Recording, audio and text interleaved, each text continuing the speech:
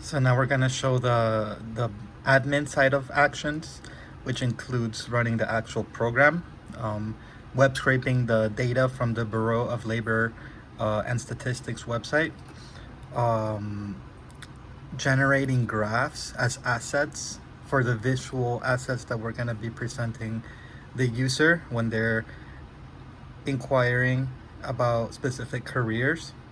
We have over 800 careers that we web scrape when we run this program, and each one of those careers is presented in this project. So to kick things off, we first run the program, and this is an emulation because I'm home right now. I don't have the robot. The user side of things that I will record after this will include the robot, which is what the user will see. But it will look exactly the same when with the robot. FYI, I just happen not to have the robot with me right now. So you can see here the app in the emulator. It's in the login phase, but the first thing that pops up is this Python-based web scraper that I designed in this front end through Take Hinter and with Python. We're gonna run the scraper to export data. I programmed this window to give a status bar and also a status update here. So right now what it's saying is it's loading from the Bureau of Labor Statistics website. It's parsing the data, and as soon as it's running, you can see here it's giving us a percentage ETA of completion.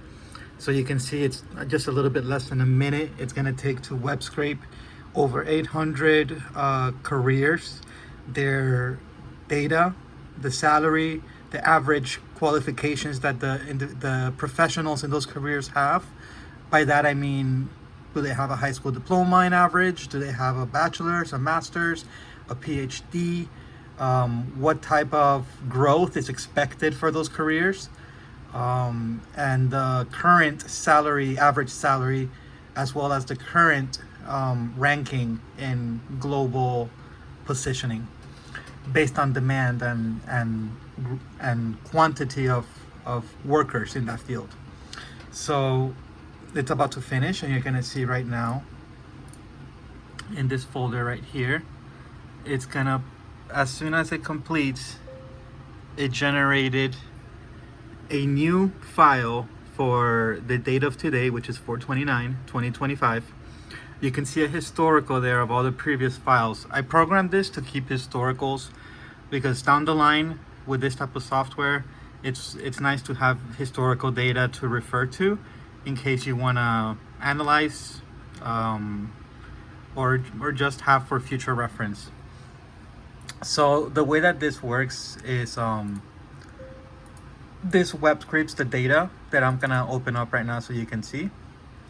It's going to include, like I mentioned earlier, close to, in this one it's exactly 833 records, and you can see right there that just various professions, transit and railroad police, training and development specialist, tutors. So it includes everything that the Bureau of Labor Statistics can possibly track.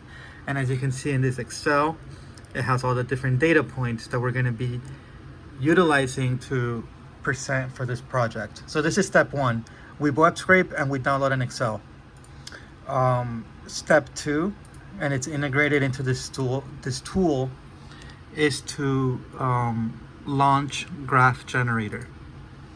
Now, this is also a Python-based tool.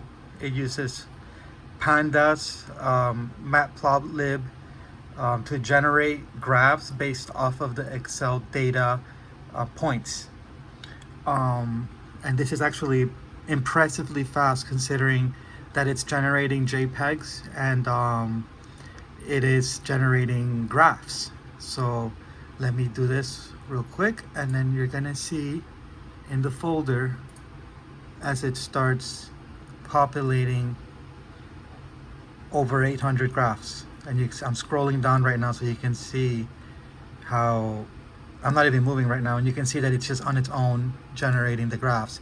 And as well on this one, as previously, I added a progress bar so you can see exactly what it's doing in the back end for the graph generator.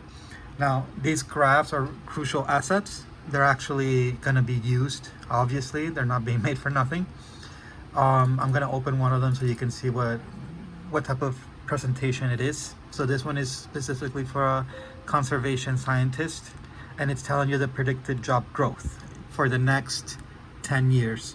So it's going from 2023 to 2033, and it's telling us that that particular profession is going to grow by 5.6%, and that the average qualification for that is a bachelor's degree.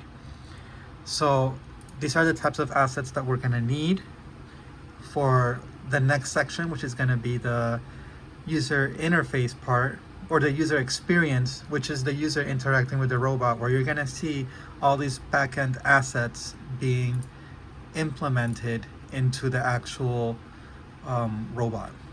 So what we're gonna do now is we're gonna close this, since we web script our data, and we generated our assets that we're gonna be visualizing in the actual program. So now I'm gonna log in, or actually I'm gonna register as an admin, so that I can now get that web script data and update the career information that is going to be displayed to the student. So let me just create a quick account. It's going to be admin.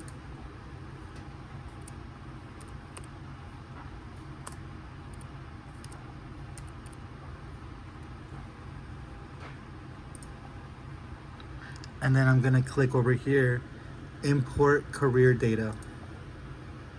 And you can see here, it read 833 lines from the CSV file, and it successfully imported 832 careers. So out of the 833, it skipped the title, the column headers, and it went straight for the data. So that's how I programmed it, to avoid having redundance in the presentation. So the next part of this is the actual user experience, and this is in the back end.